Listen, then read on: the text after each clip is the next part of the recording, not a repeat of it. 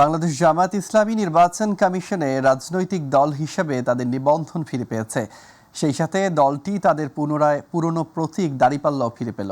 বিকেলে EC senior সচিব আখতার আহমেদের সই করা এক প্রজ্ঞাপনে তা জানানো হয়েছে। এর ফলে দীর্ঘ আইনি লড়াই ও নিবন্ধন জটিলতার পর প্রতীক বরাদ্দের মধ্য দিয়ে দলটি এবার নতুন করে সক্রিয় রাজনীতিতে ফিরেছে। 2013 সালে জামায়াতের নিবন্ধন বাতিল করে নির্বাচন কমিশন। এরপর দলটি নানা সময় নতুন নামে রাজনীতিতে ফেরার চেষ্টা চালিয়ে আসছিল। প্রজ্ঞাপন জারির পর বুধবার সকাল 11টায় জামায়াত ইসলামের প্রতিনিধি দল নির্বাচন কমিশনে যাবে বলে দলটির পক্ষ থেকে জানানো হয়েছে। এর আগে 1 জুন রাজনৈতিক দল হিসেবে জামায়াত ইসলামীর নিবন্ধন অবৈধ ঘোষণা করে হাইকোর্টের দেয়া রায় বাতিল করেন আপিল বিভাগ। একই সঙ্গে জামায়াতের দাঁড়িপাল্লা প্রতীকের বিষয়ে নির্বাচন কমিশন সিদ্ধান্ত নেবে বলে আপিল বিভাগের আদেশে বলা হয়। এদিকে নিবন্ধন ও প্রতীক ফিরে পাওয়ার পর তাৎক্ষণিক প্রতিক্রিয়া জানিয়েছেন জামায়াতের সেক্রেটারি জেনারেল মিয়া গোলাম পরওয়ার। তিনি বলেন, অন্তর্বর্তী সরকারের নিরপেক্ষতার উপর আস্থা আছে জামায়াতের। নির্বাচন কমিশনের সিদ্ধান্তের মাধ্যমে জাতির আকাঙ্ক্ষার প্রতিফলন হয়েছে। তিনি সরকার ও নির্বাচন কমিশনকে কোনো দিকে হেলে না পড়ার আহ্বান জানান। এছাড়া নিবন্ধন ফিরে পাওয়ায় শুকরিয়া আদায় করেন। আমাদের কোনো শঙ্কা নেই, এই কারণে বর্তমান অন্তর্বর্তীকালীন সরকারের নিরপেক্ষতার ব্যাপারে আমরা আস্থা রাখতে চাই, কারণ এটা জন আকাঙ্ক্ষার ভিত্তিতেই এই সরকার দায়িত্ব পালন করছে। আমরা আশা করব নিরপেক্ষভাবে দায়িত্ব পালনের জন্য জাতির প্রতি কৃত যে অঙ্গীকার এই সরকারের, তিনি সেই অঙ্গীকারের প্রতি কমিটেড, প্রতিশ্রুতিবদ্ধ এবং শক্ত থাকবেন, সোজা থাকবেন, নিরপেক্ষ থাকবেন। সব দিক থেকে আমরা সরকারকে সহযোগিতা করব। 8,974 কোটি 28 লাখ টাকার 17টি প্রকল্পের অনুমোদন দিয়েছে জাতীয় অর্থনৈতিক পরিষদের নির্বাহী কমিটি একনেক। এর মধ্যে সরকারি অর্থায়ন রয়েছে 3,180 কোটি 34 লাখ টাকা, প্রকল্প ঋণ 5,563 কোটি 43 লাখ টাকা এবং সংস্থা নিজস্ব অর্থায়ন রয়েছে 230 কোটি 51 লাখ টাকা। মঙ্গলবার একনেকের চেয়ারপারসন ও প্রধান উপদেষ্টা অধ্যাপক ডক্টর মোহাম্মদ ইউনূসের সভাপতিত্বে পরিকল্পনা কমিশনের NEC সম্মেলন কক্ষে অনুষ্ঠিত সভায় অনুমোদন দেওয়া হয়।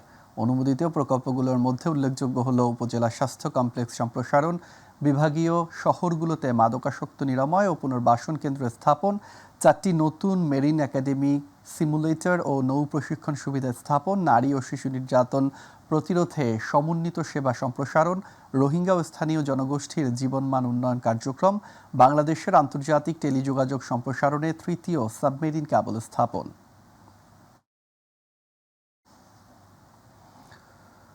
পুলিশ আগের চেয়ে অনেক মানবিক হয়েছে এবং তাদের মনোবল ও সক্ষমতা আগের চেয়ে বেড়েছে বলে জানিয়েছেন স্বরাষ্ট্র উপদেষ্টা অবসরপ্রাপ্ত লেফটেন্যান্ট জেনারেল জাহাঙ্গীর আলম চৌধুরী। সচিবালয়ে আইনশৃঙ্খলা সংক্রান্ত উপদেষ্টা পরিষদের সভা শেষে সাংবাদিকদের তিনি একথা জানান। আগের চেয়ে মব ভায়োলেন্স অনেক কমিয়ে আনা গেছে বলেও দাবি করেন তিনি। মাহবুব সৈকতের রিপোর্ট। স্বরাষ্ট্র উপদেষ্টা লেফটেন্যান্ট জেনারেল অবসরপ্রাপ্ত জাহাঙ্গীর আলম চৌধুরীর সভাপতিত্বে সচিবালয়ের স্বরাষ্ট্র মন্ত্রণালয়ের সভাকক্ষে আইনশৃঙ্খলা সংক্রান্ত সভায় উপদেষ্টা পরিষদের সদস্যরা ছাড়াও অংশ নেন সংশ্লিষ্ট বিভিন্ন বাহিনী এবং বিভাগের ঊর্ধ্বতন কর্মকর্তাগণ। সভা শেষে আলোচনার বিষয়বস্তু তুলে ধরেন স্বরাষ্ট্র উপদেষ্টা। সারা দেশে আইন শৃঙ্খলা পরিস্থিতি, অভিযান পরিচালনার বিষয়ে আলোচনা, জুলাই হত্যাকাণ্ডে শহীদদের মামলার রেকর্ড তদন্ত এবং অগ্রগতির বিষয়ে আলোচনা, চুরি, ছিনতাই, চাঁদাবাজি, দখলবাজি, সংঘবদ্ধ দুষ্কৃতীদের কর্মকাণ্ড রোধের ব্যবস্থা গ্রহণ, দেশে অস্থিরতা সৃষ্টিকারী উস্কানিমূলক সাইবার প্রচারণের বিরুদ্ধে ব্যবস্থা গ্রহণ। সিদ্ধান্তগুলো তো আমরা সব কিছু এখানে বলা যাবে না। তো আগামী নির্বাচনকে সামনে রেখে আইন শৃঙ্খলা পরিস্থিতি কিভাবে স্বাভাবিক রাখা যায় তা নিয়েও বিস্তারিত আলোচনা হয়েছে বলে জানান তিনি। নির্বাচনের ব্যাপারে আলোচনা হয়েছে কিভাবে আমাদের আইন শৃঙ্খলা পরিস্থিতি ভালো রাখা যায় এবং ভালো থাকে। সব বাহিনী প্রধানরা একটা এনশিওর করছে যে ওই সময় পরিস্থিতি ভালো থাকবে। পুলিশের মনোবল এবং সক্ষমতা আগের চেয়ে অনেক বেড়েছে জানিয়ে মব ভায়োলেন্স কমিয়ে আনা সম্ভব হয়েছে বলে দাবি করেন স্বরাষ্ট্র উপদেষ্টা। মব ভায়োলেন্স বন্ধ করা যাচ্ছে না, কিন্তু মব ভায়োলেন্স কমায় আনা হয়েছে অনেক। পুলিশ তো নিষ্ক্রিয় না, আমি তো আগেই বলছি পুলিশ আগের থেকে অনেকটা মানবিক হয়েছে। আগে 2টা বাড়ি দিত, এখন হলো পুলিশ আপনাদের সাথে আগে আলোচনা করে সমস্যাটা সমাধান করতে যায়। এই জন্য আপনারা ভাবেন যে পুলিশ নিষ্ক্রিয়। পুলিশের সক্ষমতা আমি বলবো আগের থেকে অনেক বেড়েছে। আওয়ামী লীগ আস্তে আস্তে নিষ্ক্রিয় হয়ে যাচ্ছে বলেও মন্তব্য করেন জাহাঙ্গীর আলম চৌধুরী। তারা আস্তে আস্তে কিন্তু একেবারে নিষ্ক্রিয় হয়ে যাচ্ছে। মাহবুব সৈকত, মাই টিভি, ঢাকা। বাংলাদেশে যারা বিতর্কিত নির্বাচনের দায়িত্বে ছিলেন তাদের অবশ্যই বিচার হতে হবে, কিন্তু সেটা হবে আইন অনুযায়ী। এমন মন্তব্য করেছেন বিএনপির সিনিয়র যুগ্ম মহাসচিব রুহুল কবির রিজভী। তিনি বলেন, আইনের বাহিরে গিয়ে কাউকে হেনস্থা করা হবে অবশ্যই বিএনপি তা সমর্থন করে না। দুপুরে ব্রাহ্মণবাড়িয়া জেলা বিএনপির নবগঠিত কমিটির নেতাকর্মীদের সঙ্গে নিয়ে রাজধানীর চন্দ্রিমা উদ্যানে সাবেক রাষ্ট্রপতি জিয়াউর রহমানের সমাধিতে ফুল দিয়ে শ্রদ্ধা জানানোর পর তিনি এসব কথা বলেন। সরকার যদি গতিশীল না হয় তাহলে মানুষের নিরাপত্তা সম্ভব নয় উল্লেখ করে বাংলাদেশে আর কোনো ধরনের মব জাস্টিস যেন না হয় সে আহ্বান জানান রিজভী। 2014, 2018, 2024 এই তিনটি নির্বাচন, এইটি হয়েছে শেখ হাসিনার ইচ্ছামতো নির্বাচন। এখানে ভোটের দরকার পড়েনি, এখানে নির্বাচনের কোনো নিয়ম নীতি দরকার পড়েনি। শেখ হাসিনা যাকে চেয়েছে তাকেই নির্বাচনে পাশ করা হয়েছে। এর জন্য দায়ী রকিবুল হুদা, এর জন্য দায়ী হাবিবুল আউয়াল পরে এবং আরেকজন KM হুদা। এরা জনগণের যে ইচ্ছা, ভোটারদের ইচ্ছা মতো তারা নির্বাচন করেনি। তারা শেখ হাসিনার আনন্দ লাভের জন্য, শেখ হাসিনার ইচ্ছা পূরণ করতে গিয়ে নির্বাচন করেছে। অবশ্যই এরা অপরাধী, এদের বিচার হতে হবে। জুলাই আগস্টে ছাত্র জনতার গণঅভ্যুত্থানে সংগঠিত মানবতাবিরোধী অপরাধের মামলায় ক্ষমতাচ্যুত প্রধানমন্ত্রী শেখ হাসিনা, সাবেক স্বরাষ্ট্রমন্ত্রী আসাদুজ্জামান খান কামাল, পুলিশের সাবেক আইজিপি চৌধুরী আবদুল্লাহ আল মামুনের বিরুদ্ধে আনুষ্ঠানিক অভিযোগ গঠনের শুনানি 1 জুলাই। এছাড়া জুলাই আগস্ট গণঅভ্যুত্থানের সময় আশুলিয়ায় 6 জনের মরদেহ পোড়ানোর ঘটনায় 16 জনের সম্পৃক্ততা পেয়েছে ট্রাইব্যুনাল তদন্ত সংস্থা। এছাড়া তদন্ত প্রতিবেদন দাখিল 2 জুলাই। আফজল হোসেনের রিপোর্ট। জুলাই আগস্টে গণহত্যার ঘটনায় মানবতাবিরোধী অপরাধের মামলায় 3 আসামির বিরুদ্ধে অভিযোগ গঠনের শুনানির জন্য আগামী 1 জুলাই দিন নির্ধারণ করেছেন ট্রাইব্যুনাল। আন্তর্জাতিক অপরাধ ট্রাইব্যুনালের চেয়ারম্যান বিচারপতি মোহাম্মদ গোলাম মর্তুজা মজুমদারের নেতৃত্বে 3 সদস্যের ট্রাইব্যুনাল এ আদেশ দেন। 3 আসামির মধ্যে পলাতক সাবেক প্রধানমন্ত্রী শেখ হাসিনা, সাবেক স্বরাষ্ট্রমন্ত্রী আসাদুজ্জামান খান কামাল অনুপস্থিত রয়েছেন। গেল 17 জুন তাদেরকে আত্মসমর্পণের নির্দেশ দিয়ে নোটিশ জারি করে আন্তর্জাতিক অপরাধ ট্রাইব্যুনাল। এই মামলায় সাবেক প্রধানমন্ত্রী শেখ হাসিনা, সাবেক স্বরাষ্ট্রমন্ত্রী আসাদুজ্জামান কামাল এবং সাবেক আইজিপি চৌধুরী আবদুল্লাহ আল মামুন উনি আজকে উপস্থিত আছেন। বাকি 2 জন পলাতক আছেন। এই পলাতক 2 জনের জন্য পেপার পাবলিকেশন হয়েছে। তাদেরকে হাজির হওয়ার জন্য বিজ্ঞপ্তি দেওয়া হয়েছিল, তারা হাজির হন নাই। The prosecution should have no role in the appointment of state counsel for any accused. It is a matter for the judges alone. এদিকে জুলাই আগস্ট গণঅভ্যুত্থানের সময় আশুলিয়ায় হত্যার পর 6 জনের মরদেহ পোড়ানোর ঘটনায় 16 জনের সম্পৃক্ততা পেয়েছে ট্রাইব্যুনালের তদন্ত সংস্থা। মরদেহ পোড়ানোর মামলায় ট্রাইব্যুনালের তদন্ত প্রতিবেদন দাখিল 2 জুলাই। এ মামলায় গ্রেপ্তার পুলিশ কর্মকর্তা আবদুল্লাহিল কাফি, শহীদুল ইসলাম সহ 7 জনকে হাজির করা হয় ট্রাইব্যুনালে। আফজল হোসেন, মাই টিভি, ঢাকা। গত 24 ঘন্টায় সারা দেশে ডেঙ্গুতে আক্রান্ত হয়েছেন 394 জন। এটি এবছরের একদিনের সর্বোচ্চ রোগী। মঙ্গলবার স্বাস্থ্য অধিদপ্তরের হেলথ এমার্জেন্সি অপারেশন সেন্টার ও কন্ট্রোল রুমের দেয়া তথ্য থেকে এসব তথ্য জানা যায়। আক্রান্তদের মধ্যে বরিশাল বিভাগের হাসপাতালগুলোতে ভর্তি রোগীর সংখ্যা 157, আর এই বিভাগের জেলা বরগুনা ভর্তি রোগীর সংখ্যা 93। 24 ঘন্টায় দেশের মোট আক্রান্তের 25% হয়েছে দক্ষিণের জেলায়। স্বাস্থ্য অধিদপ্তরের তথ্য অনুযায়ী চলতি মাসে এখন পর্যন্ত 4199 জন রোগী ডেঙ্গু আক্রান্ত হয়ে হাসপাতালে ভর্তি হয়েছেন। চলতি বছর এখন পর্যন্ত ডেঙ্গুতে মারা গেছে 34 জন, যাদের মধ্যে 17 জন পুরুষ এবং 17 জন নারী। গত মৌসুমে মশক নিধনে কার্যকর পদক্ষেপ গ্রহণে ব্যর্থতা এবং ওষুধের অপ্রাতুলতার কারণে ডেঙ্গুর ভয়াবহতার কথা আজও ভুলতে পারেনি নগরবাসী। আর তাই ভরা বর্ষা মৌসুমে জলাবদ্ধতার পাশাপাশি মশার উপদ্রব আর ডেঙ্গু আতঙ্কে রয়েছে রাজধানীবাসী। নগরবাসী বলছেন, সময়মতো অপ্রয়োজনীয় ব্যবস্থা না নেয়ায় রাজধানীতে দিনকে দিন বেড়েই চলছে মশার উৎপাত। আরও জানাচ্ছেন জাহিদ আহমেদ বাবু।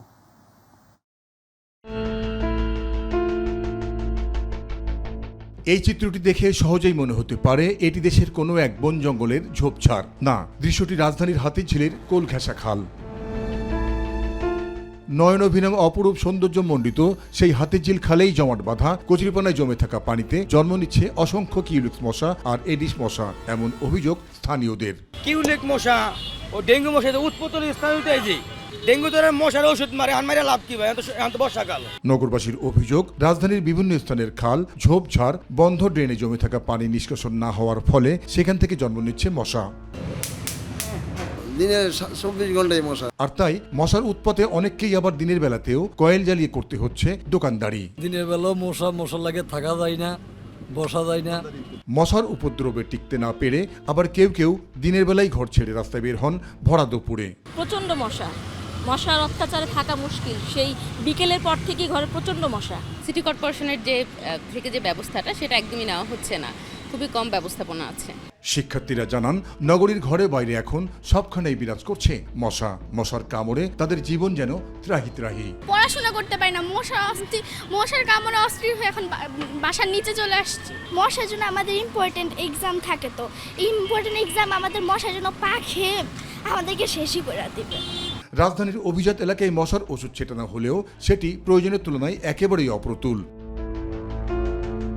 এই ব্যাপারে ঢাকা উত্তর সিটি কর্পোরেশনের প্রধান স্বাস্থ্য কর্মকর্তা বললেন, মশা নিধনে কেটে ফেলা হচ্ছে নগরীর ঝোড়ঝাপ কচুরিপানা। শত শত একর কচুরিপানা পরিষ্কার আমরা নিয়মিত করছি। আপনার যদি সচেতন যদি আমরা না হই, আমি যদি খালটাকে আবর্জনা দিয়ে ভর্তি করে ফেলি, আমি যদি খালের মধ্যে সব জিনিসপত্র ফেলি, আমার সুয়ারেজ লাইনের কানেকশন যদি খালের মধ্যে থাকে, ইটস ভেরি ডিফিকাল্ট সিটি কর্পোরেশনের পক্ষে যে এটা নিয়মিতভাবে পরিষ্কার পরিচ্ছন্ন রাখা। এক প্রশ্নের জবাবে তিনি জানান, নাগরিকদের জরুরি সেবায় জনপ্রতিনিধি ব্যবস্থা চালু হলে কমে আসবে মশার উৎপাত। জনপ্রতিনিধি থাকলে আমাদের সাথে জনগণের যোগাযোগটা আরও একটু বেটার হয়তো হতো। জাহিদ আহমেদ বাবু, মাই টিভি, ঢাকা। দেশে গত 24 ঘন্টায় 21 জনের শরীরে করোনা ভাইরাস শনাক্ত হয়েছে। শনাক্তের হার 4.76%। তবে এই সময়ে ভাইরাসটিতে আক্রান্ত হয়ে কারো মৃত্যু হয়নি। মঙ্গলবার স্বাস্থ্য অধিদপ্তর থেকে পাঠানো করোনা বিষয়ক নিয়মিত সংবাদ বিজ্ঞপ্তিতে এসব তথ্য জানানো হয়েছে। চলতি বছরে এখন পর্যন্ত ভাইরাসটিতে আক্রান্ত হয়ে 19 জনের মৃত্যু হয়েছে আর শনাক্ত হয়েছে 473 জনের। মারা যাওয়াদের মধ্যে নারীর সংখ্যা বেশি। সবশেষ সোমবার করোনা ভাইরাসে আক্রান্ত হয়ে 3 জনের মৃত্যু হয়। বাংলাদেশে ডিজিটাল লেনদেনের নতুন দিগন্ত উন্মোচিত হলো। প্রথমবারের মতো আনুষ্ঠানিকভাবে চালু হলো গুগলের digital payment platform Google Pay. Bangladesh ব্যাংকের governor doctor Ahsan H Mansur রাজধানীর একটি হোটেলে আয়োজিত অনুষ্ঠানে এই সেবার উদ্বোধন করেন। গভর্নর বলেন, গুগলের digital payment platform Google pay চালুর মাধ্যমে ক্যাশলেস সোসাইটির দিকে আরও এক ধাপে এগিয়ে গেল বাংলাদেশ। এগুলো সবগুলো চ্যানেল প্লাস আমরা ডিজিটাল ব্যাংক নিয়ে আসছি খুব শীঘ্রই, সেই চ্যানেল সেটাও কিন্তু ক্ষুদ্র উদ্যোক্তাদের উদ্দেশ্যে যাবে এবং ছোটো ছোটো বিজনেসকে প্রমোট করবে। তো এই সবগুলো চ্যানেলকে আমরা একসাথে কার্যকর আরও মোর এফেক্টিভ করে আমরা একটা অন্তর্ভুক্তিমূলক আর্থিক কাঠামো গড়ে তুলতে চাচ্ছি। ভ্রাতৃত্ববোধ, সম্প্রীতি, একতা ও শৃঙ্খলার চর্চা করতেই অলিম্পিক ডে রানের আয়োজন বলে জানিয়েছেন সেনাবাহিনী প্রধান জেনারেল ওয়াকারুজ্জামান। সকালে জাতীয় স্টেডিয়ামে অলিম্পিক ডে রান 2025-এর সমাপনী অনুষ্ঠানে একথা বলেন তিনি। সেনাপ্রধান জানান, খেলাধুলায় উৎসাহিত করতে বাংলাদেশ অলিম্পিক অ্যাসোসিয়েশন থেকে বছরব্যাপী বিভিন্ন শারীরিক কার্যক্রম করা হবে। এরই মধ্যে বিভাগীয় শহরে বিভিন্ন অনুষ্ঠান করা হচ্ছে। তিনি আরও বলেন, সারা দেশে খেলাধুলাকে ছড়িয়ে দিয়ে শরীরচর্চা অব্যাহত রাখতে হবে। দিন দিন ঢাকায় মাঠের সংখ্যা কমে যাচ্ছে, যার কারণে খেলাধুলার জায়গা নেই। এই দেশের আপামর জনসাধারণকে এই ক্রীড়াতে উৎসাহিত করে তোলা, ফিজিক্যাল অ্যাক্টিভিটিসে উৎসাহিত করে তোলা, তাহলে আমরা সবাই দেশ জাতি হিসেবে আমরা ভালো থাকবো। ফরিদপুরের সলিথা গ্রামে নেই একটিও সরকারি প্রাথমিক বিদ্যালয়। ফলে শিক্ষা থেকে ঝরে পড়ছে শিশুরা, বাধ্য হচ্ছে পড়াশোনা ছেড়ে দিতে। ভবিষ্যৎ প্রজন্মের স্বপ্ন যেন থমকে যাচ্ছে শৈশবেই। বিষয়টি নিয়ে দুশ্চিন্তায় অভিভাবকরাও। প্রতিনিধি শফিকুল ইসলাম জনির রিপোর্ট। দুপুরের প্রখর রোদে কাঁধে বইয়ের ব্যাগ আর চোখে মুখে ক্লান্তি নিয়ে ফিরছে শিশু রাইসা। স্কুল থেকে ফিরতে তাকে হাঁটতে হয় প্রায় 30 মিনিট। প্রতিদিনই এভাবেই কাটে তার শৈশব। আমি অনেক দূরের স্কুলে পড়ি, আমার হেঁটে যেতে অনেক কষ্ট হয়, ঝড় বৃষ্টি হলে আর যেতে পারি না। শুধু রাইসাই নয়, সলিথা গ্রামের বহু শিশু এমন দুর্ভোগের মুখোমুখি। কেউ কেউ হাঁটতে না পেরে স্কুল ছেড়ে দিয়েছে। আর্থিক কষ্ট, পথের দূরত্ব আর নিরাপত্তার অভাবে হারিয়ে ফেলেছে পড়াশোনার পথ। 6 বছর বয়সে আমি বিদ্যালয়ে যেতে পারিনি, বিদ্যালয়ের দূরত্বের কারণে। যাওয়া আসা কষ্ট হইতো, ধরেন মেঘ হইলে বাবা মা যাইতে দিত না। বাপ মা পাই এত দূরে স্কুল, এনে যা তোর দরকার নাই, এনে পড়াশোনা বাদ দিয়ে দেয়। ফরিদপুরের নগরকান্দার সলিথা গ্রামে প্রায় 10,000 মানুষের বাস, কিন্তু একটি সরকারি প্রাথমিক বিদ্যালয়ও নেই সেখানে। দীর্ঘ যুগ ধরে চলা এই সংকট সমাধানে আজও নেই স্থায়ী কোনো উদ্যোগ। তারা দেখা যাচ্ছে মোবাইলে গেম খেলছে, কেউ দেখা যাচ্ছে নেশার সাথে জড়িত হয়ে যাচ্ছে। আমাদের গ্রামে একটা প্রাইমারি স্কুল অতি জরুরি। 2019 সালে সৌদি প্রবাসী মুরাদ মোল্লার সহায়তায় একটি টিন শেডে চালু হয়েছিল অস্থায়ী পাঠদান, তবে অর্থাভাবে তা দীর্ঘস্থায়ী হয়নি। আমরা বারবার কর্তৃপক্ষের কাছে অনুরোধ করতেছি এবং কিন্তু আমরা সেটার এখন পর্যন্ত কোনো ফল পাইনি।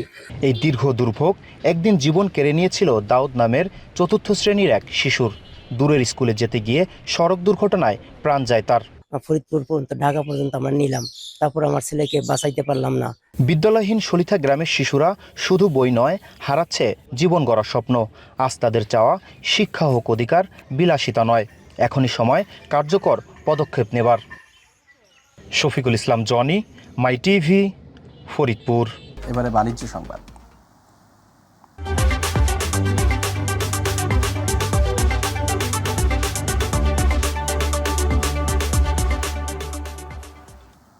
দেশে প্রথমবারের মতো সম্পূর্ণ স্থানীয়ভাবে হোস্টকৃত টিয়ার 4 ক্লাউড প্ল্যাটফর্ম চালু করল এক্সেনটেক পিএলসি।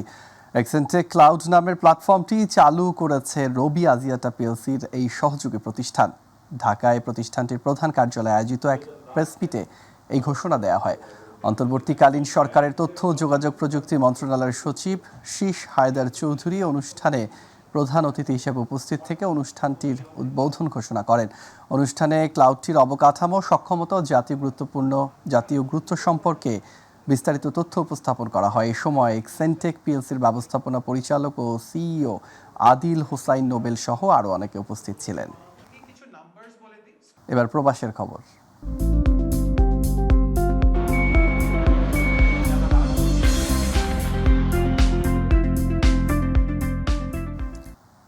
মালয়েশিয়ায় কর্মরত কর্মীদের জন্য মাসে ন্যূনতম বেসিক বেতন 1,700 রিঙ্গিত, যা বাংলাদেশি টাকায় 50,000 নির্ধারণ করে দিয়েছে দেশটির সরকার। যদি কোনো নিয়োগকর্তা ন্যূনতম কাঠামোর চেয়ে কম বেতন প্রদান করে, তাহলে ওই নিয়োগকর্তার বিরুদ্ধে আইনানুগ ব্যবস্থা নেবে সরকার।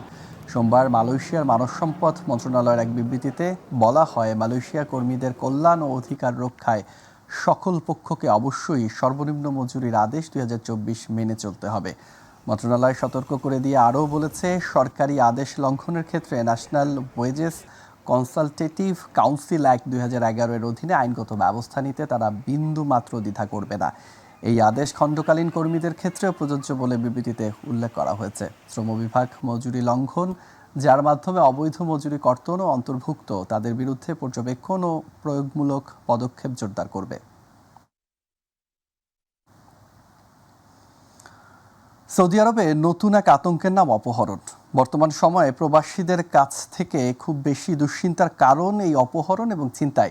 শুনতে অবাক লাগলেও এই অপহরণ এবং ছিনতাইয়ের মতো ঘটনা ঘটাচ্ছেন কিছু বাংলাদেশি অসাধু চক্র। শুধু কেবল রিয়াদে নয়, সৌদি আরবের প্রায় শহরেই ঘটছে বাংলাদেশি চক্রের এই অপহরণ কিংবা ছিনতাইয়ের ঘটনা। সৌদি পুলিশ এমন কিছু চক্রকে ধরলেও থামছে না এদের কার্যক্রম। বিস্তারিত জানাচ্ছেন আব্দুল হালিম নিহন। প্রায় বৈধভাবে 32 লক্ষ প্রবাসীর বসবাস সৌদি আরবে। দিন দিন যেভাবে বাংলাদেশিদের সংখ্যা বাড়ছে, তেমনই বাড়ছে বেকারত্ব মরুর এই দেশটিতে। একদিকে যেমন বাড়ছে বেকারত্ব, অন্যদিকে নতুন আতঙ্ক ছড়িয়ে পড়েছে অপহরণ এবং ছিনতাই। আগে এই অপহরণের ঘটনার কথা মাঝে মধ্যে শোনা গেলেও বর্তমান সময়ে এসে প্রত্যেক দিন কোথাও না কোথাও অপহরণ কিংবা ছিনতাইয়ের কবলে পড়ছেন সাধারণ প্রবাসীরা।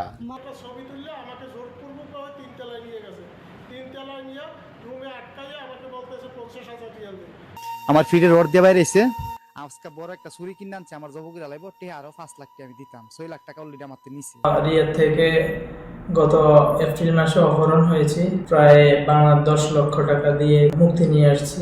শুনতে অবাক লাগলেও এই অপহরণ এবং ছিনতাইয়ের পিছনে রয়েছে বাংলাদেশি চক্রের বেশ কিছু পৃথক গ্রুপ। এক এক গ্রুপের সদস্য রয়েছে প্রায় 10 থেকে 12 জন। চক্রগুলো প্রথমত তাদের টার্গেটকে কয়েকদিন ধরে লক্ষ্য করেন, এক পর্যায়ে সুবিধা অনুযায়ী কৌশলে অপহরণ করে তাকে নির্জন কোথাও নিয়ে আটকে রাখে। পরে অপহরণকৃত ব্যক্তির কাছে থাকা মোবাইল ফোন, নগদ অর্থ, গাড়ির চাবি নিয়ে নির্যাতন করা শুরু করেন এবং মোবাইল থেকে তার পরিবারকে ফোন দিয়ে ভিডিও কলে সেটি দেখিয়ে আদায় করা হয় মুক্তিপণের টাকা। এভাবে দিনের পর দিন কেউ না কেউ তাদের টার্গেটের শিকার হচ্ছে সৌদি আরবের বিভিন্ন শহরে। 1 ঘন্টার ভিতরে টানা আইছে না রিফলারে কিন্তু এনে জব করিলাম না। তো তুই কি সৌদি আরব আইছিস কি কিডন্যাপ করার জন্য? আমার মন চাইছে। এদিকে এসব বিষয় নিয়ে রিয়াদ বাংলাদেশ দূতাবাসের লেবার কাউন্সিলের সাথে যোগাযোগ করা হলে আশানুরূপ কোনো বক্তব্য পাওয়া যায়নি। তবে নাম প্রকাশে অনিচ্ছুক দূতাবাসের একজন কর্মকর্তা জানান, এসব বিষয়ে প্রতিনিয়ত তারা অভিযোগ পাচ্ছেন এবং সৌদি প্রশাসনের সহযোগিতায় এমন অনেক চক্রকে গ্রেপ্তারও করেছেন। পাশাপাশি এই প্রক্রিয়া অব্যাহত রয়েছে। সৌদি প্রশাসন সহ আমাদেরকে সহযোগিতার মাধ্যমে আমাদের এই ধরনের সমস্যা থেকে আমাদেরকে উত্তরণের সুযোগ করে দিবেন। পাশাপাশি বাংলাদেশ সরকার এদিকে একটু নজর দিবেন যেন কোনো ক্রিমিনাল বাংলাদেশ থেকে এখানে আসতে না পারে। আব্দুল হালিম নিহন, মাই টিভি, সৌদি আরব।